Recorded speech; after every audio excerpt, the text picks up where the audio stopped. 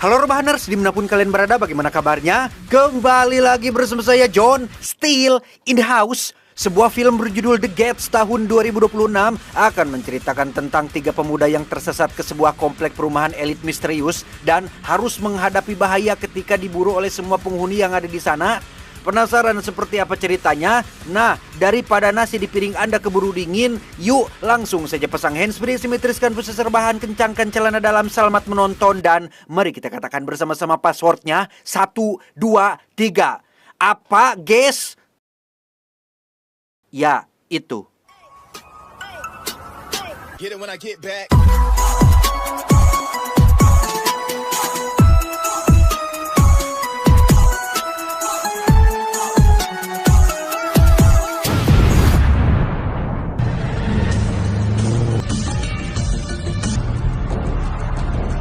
Kisah akan berfokus pada 3 pemuda yang berencana pergi ke sebuah pesta di mana mereka menemui kemacetan lalu lintas yang sangat panjang sehingga tidak ada pilihan lain. Mereka pun terpaksa mengambil jalan alternatif sesuai yang tertera di Google Maps.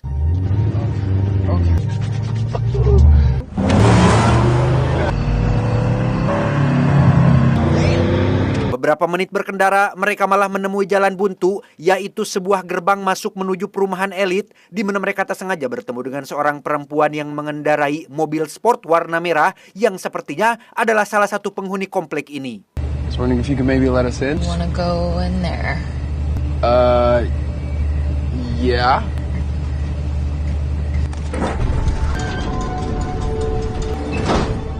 Dan ya, si wanita dengan baik hati membukakan pintu gerbang setelah mereka, para remaja beralasan akan menemui teman mereka yang ada di komplek ini sehingga... Alright, go.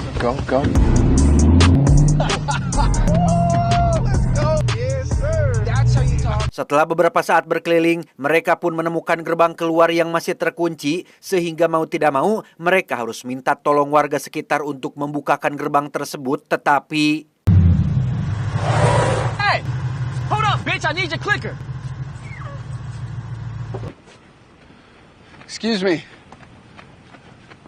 Dari beberapa warga yang mereka temui, tidak ada satupun yang mau membantu mereka, bahkan bersikap acuh tak acuh sampai ketika mereka melihat mobil merah milik wanita tadi. Ketika remaja ini pun masuk ke dalam salah satu rumah paling besar dan paling mewah di komplek tersebut dengan maksud untuk meminta tolong lagi pada wanita tersebut.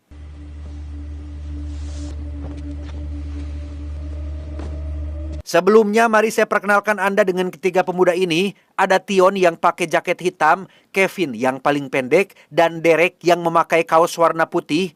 Alih-alih meminta tolong pada wanita tadi, mereka justru malah tak sengaja melihat sebuah adegan pembunuhan ketika si pria menghantam wanita tersebut hingga terkapar dan...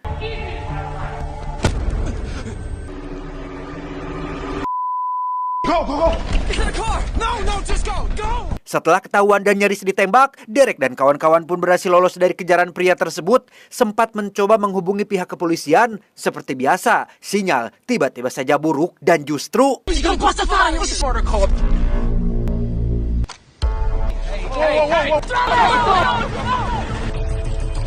Untuk kedua kalinya mereka nyaris ditembak oleh penghuni lain yang juga memiliki senapan, di mana Derek dan kawan-kawan akhirnya bersembunyi di dalam salah satu garasi milik warga dan tetap berada di sana sampai situasi sedikit aman. I left my phone in the car. Kembali ke si pria yang diketahui bernama Jacob, ia tampak kebingungan dengan jasad si wanita yang entah apa hubungan di antara mereka berdua.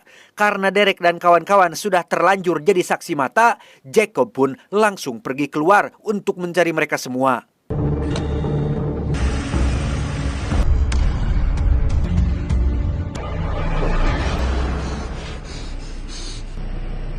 Tepat di seberang garasi tempat Derek dan kawan-kawan bersembunyi, Jacob malah bertemu dengan salah satu tetangga yang memberitahu tentang adanya laporan terkait 3 remaja yang masuk ke lingkungan mereka dan hanya ingin memperingatkan Jacob agar selalu tetap waspada.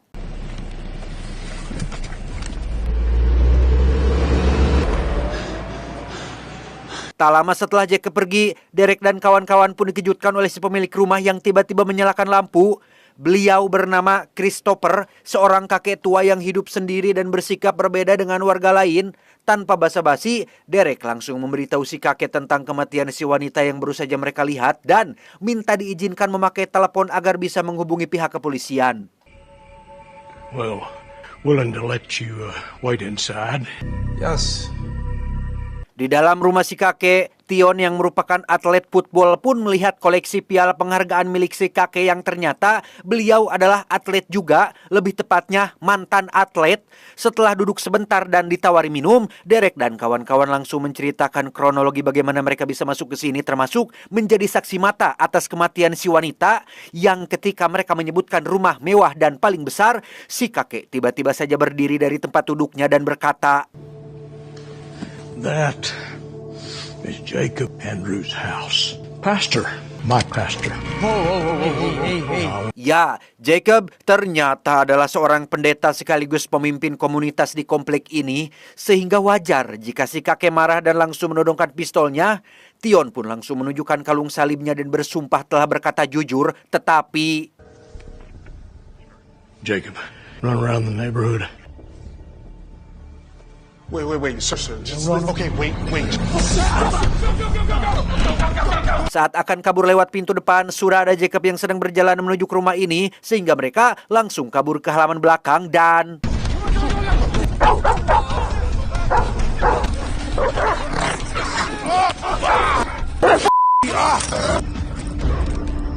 sementara Derek dan kawan-kawan sedang bersembunyi, si kakek pun menceritakan apa yang disampaikan oleh Derek dan kawan-kawannya.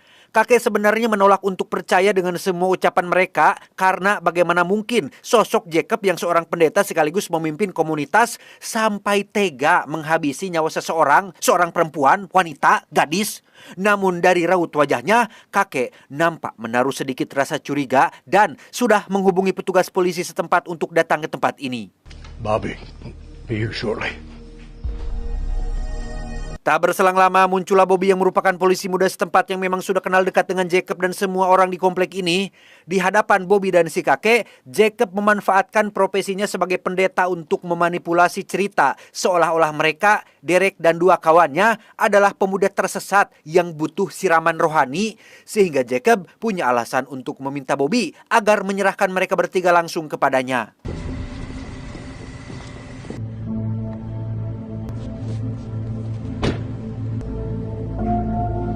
Saat Jacob dan Bobby sudah berangkat melakukan pencarian itulah, si kakek terlihat mengikuti anjing peliharaannya ke halaman belakang dan menemukan kalung salib milik Tion yang tak sengaja terjatuh tadi.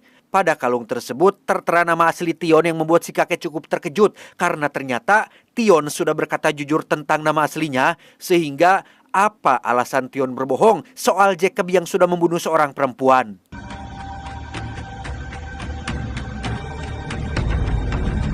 Di saat bersamaan, Bobby dan Jacob terlihat masih melakukan pencarian, di mana Jacob berhasil menemukan mobil Derek dan kawan-kawannya, bahkan mengambil ponsel milik Tion yang tertinggal di mobil tersebut.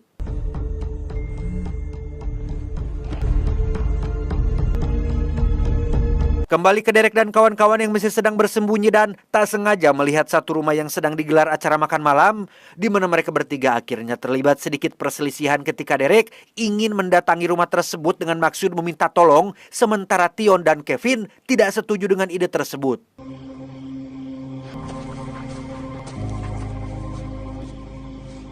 Pada akhirnya, Derek pun sendirian mendatangi rumah tersebut dengan maksud untuk meminjam ponsel supaya bisa menghubungi polisi. Namun karena wajah Derek tampak asing dan bukan anggota komunitas komplek ini, ia pun mendapat penolakan dari semua orang. No, I don't work here. Can I? If you're not a member, I'm gonna have to ask you to leave. Saat akan pergi itulah, Derek tak sengaja melihat seorang tante-tante yang satu rasa dengannya. Berbeda dengan penghuni lain, tante ini bersikap cukup baik dan langsung mengajaknya masuk ke dalam rumah, bahkan memberikannya pakaian baru. Tanpa menceritakan kronologi pembunuhannya, Derek pun mencari tahu dulu tentang sosok Jacob seperti apa dan...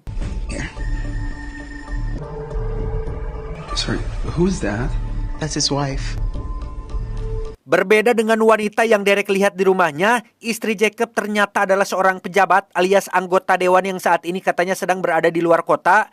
Lantas, siapakah wanita yang Jacob bunuh tadi? Mbak-mbak tukang pijat atau SPG Jarum Super? Entahlah. It seems like she might win. Tak hanya menunjukkan foto istrinya Jacob, si tante juga menceritakan awal muawal bagaimana perumahan elit ini bisa dibangun, bahwa semua berawal dari sosok Jacob itu sendiri yang punya gagasan ingin membangun komunitas kecil yang taat pada hukum syariat. Dengan menyampaikan beberapa ayat yang ia hafalkan dari Alkitab, Jacob berhasil menarik banyak jemaat kaya raya dan menjadi pemimpin tertinggi di komunitas ini. He killed a woman. Meski Derek sadar betul bahwa tante tidak akan percaya ucapannya, ia tetap menceritakan tentang pembunuhan yang sudah Jacob lakukan. Meski hati kecilnya percaya, tante menolak untuk menerima kenyataan tersebut karena dampak yang ditimbulkan akan cukup berpengaruh terhadap komunitas yang sudah mereka bangun selama 10 tahun terakhir ini. Namun sebagai bentuk kepedulian, tante bersedia menelpon polisi dan meminta Derek untuk keluar dari rumahnya. Creekview Hills Police, African American male, early 20s. Yes. Beberapa menit menunggu, muncullah Bobby yang sedang melakukan pencarian dan berhasil menemukan Derek yang sedang duduk di pinggir jalan, sehingga Bobby langsung meminta Derek masuk ke dalam mobil untuk diserahkan kepada pendeta Jacob. Let's talk about this somewhere more private. Beralih ke Tion dan Kevin yang memutuskan untuk berkeliling dan malah bertemu dengan seorang gadis yang sedang berada di pesta ulang tahun temannya. Sama seperti Tion dan Kevin, gadis ini adalah orang luar komplek dan ingin segera pergi dari tempat ini, tapi dihalang-halangi oleh cowok yang naksir kepadanya, sehingga Tion langsung menemui cowok tersebut dan memaksanya untuk memberikan nomor kode kunci gerbangnya. Gate codes 2504. Saat mereka bertiga akan pergi itulah, Tion dan Kevin tak sengaja melihat Derek yang sedang dibawa mobil polisi. Kata si gadis, mobil itu menuju ke arah yang berlawanan dengan gerbang keluar, sehingga Tion dan Kevin memutuskan untuk menunda kepulangan mereka dan akan menyelamatkan Derek yang diduga dalam bahaya.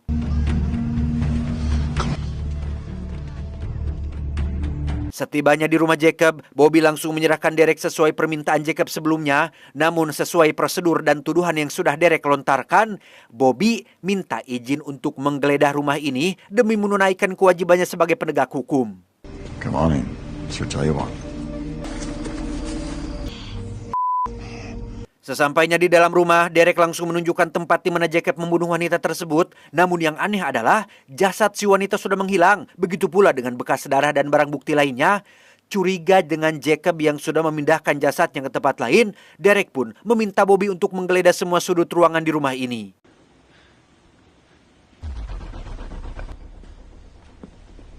Saat Pak Polisi sedang melakukan penggeledahan itulah, Jacob pun menunjukkan jaket milik Derek yang terjatuh di halaman rumahnya beserta dompet yang terdapat di dalamnya. Selain sudah mengetahui alamat tempat tinggal Derek dari kartu identitas yang ada di dalam dompet tersebut, Jacob juga mengancam akan memperumit masalah ini jika Derek tidak mau tutup mulut soal pembunuhan tadi. And a false accusation are going to look in your law school application. I'd like to show you something. Jacob pun mengajak Derek melihat miniatur gereja yang akan dibangun di komplek ini sebagai bagian dari salah satu tujuan mulia yang sudah ia impikan sejak lama.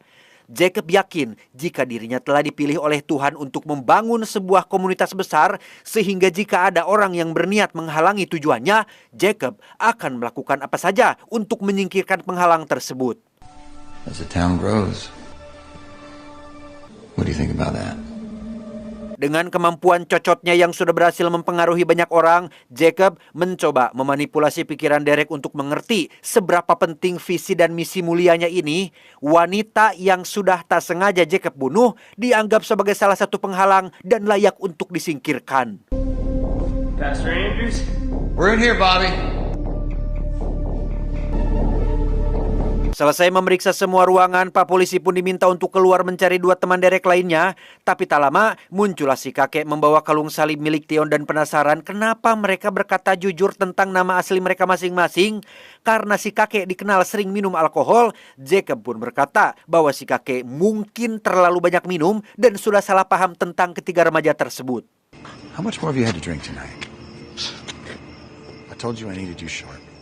Saat keluar dari rumah, mereka melihat mobil warna merah milik si wanita yang masih terparkir tepat di depan rumah Jacob. Derek langsung memberitahu Pak Polisi tentang mobil tersebut, sementara Jacob beralasan bahwa ia tidak tahu itu mobil milik siapa. Masih dengan kebohongannya, Jacob pun pura-pura memeriksa mobil itu dan menemukan remote kunci pembuka gerbangnya, sehingga ketika gerbangnya sudah terbuka, Kevin yang melihat kesempatan kabur pun langsung menginjak gas dan pergi meninggalkan komplek tersebut.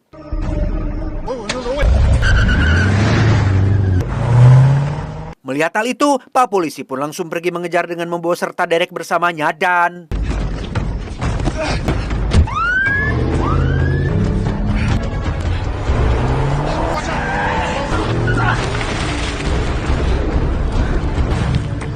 Berlokasi di tempat sepi, Tion dan Kevin pun tak bisa berbuat banyak selain menuruti kata Pak Polisi yang meminta mereka untuk angkat tangan, di mana Jacob akhirnya datang menyusul dan menyuruh Pak Polisi untuk memeriksa bagasi mobil mereka.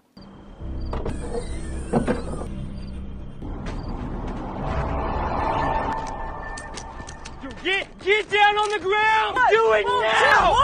Dan ya, jasad wanita itu ternyata ada di dalam bagasi mobil Derek dan kawan-kawannya yang sudah pasti itu adalah perbuatan si Jacob yang memang sudah merencanakannya.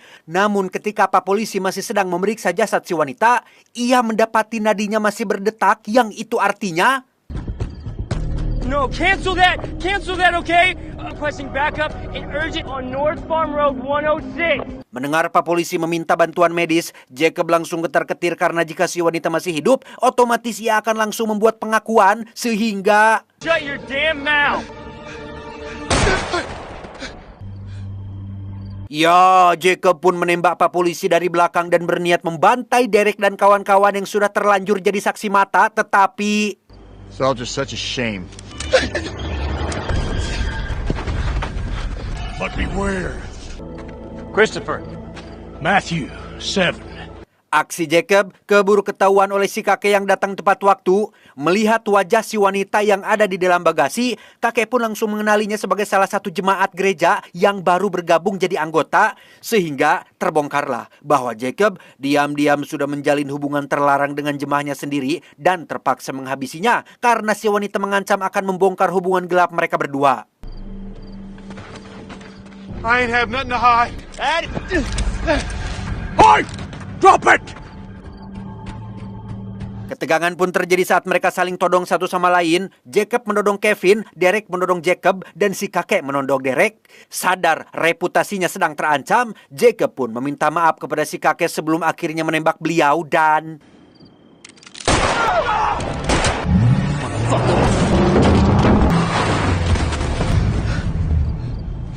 Sempat ditabrak sampai terlempar, Jacob ternyata masih hidup dan langsung melarikan diri. Melihat si kakek sudah difit, Derek dan kawan-kawan pun langsung pergi meninggalkan lokasi untuk mengantarkan si wanita ke rumah sakit.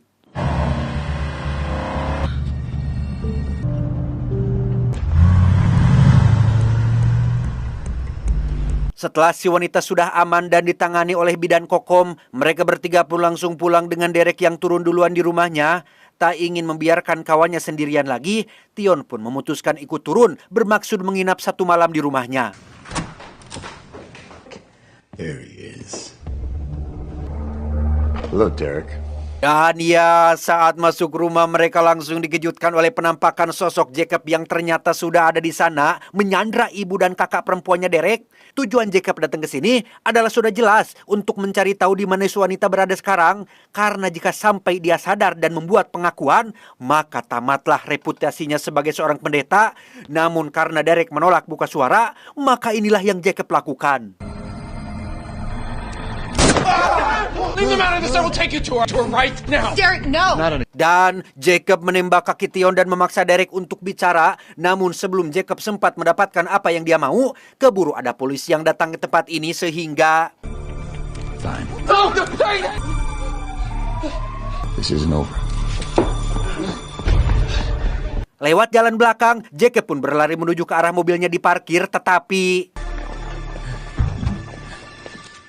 Where I can see them. Ya, sudah ada polisi yang berjaga di sana termasuk Kevin yang mengenali mobil Jacob dan langsung memanggil polisi agar datang ke tempat ini. Sadar posisinya tidak menguntungkan, Jacob lagi-lagi memanfaatkan kemampuan cocotnya untuk mempengaruhi pikiran Pak Polisi dengan menyampaikan beberapa ayat dari Alkitab yang intinya dilarang menembak seorang pendeta dari belakang. Namun saat Jacob akan kabur, sudah ada polisi lain yang datang menyusul sehingga...